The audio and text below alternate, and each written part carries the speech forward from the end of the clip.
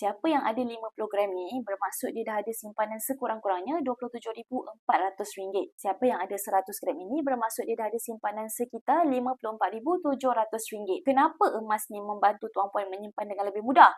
Kerana duit kertas tadi telah ditukar ke dalam bentuk emas di mana emas tersebut sukar untuk dibelanjakan.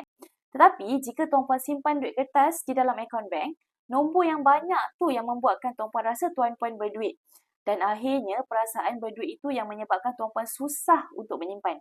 Jadi simpanan emas di Publico ni sangat mudah. Tuan-puan cuma mengalihkan 10% duit gaji tuan-puan ke dalam bentuk emas. Kita tak simpan semua duit gaji kita ke dalam bentuk emas. Tapi sekiranya tuan-puan masih tak mampu lagi untuk menyimpan, saya sarankan tuan-puan buat dua perkara ini. Iaitu yang pertama, tambahkan pendapatan. Dan yang kedua, belajar ilmu asas kewangan dan emas.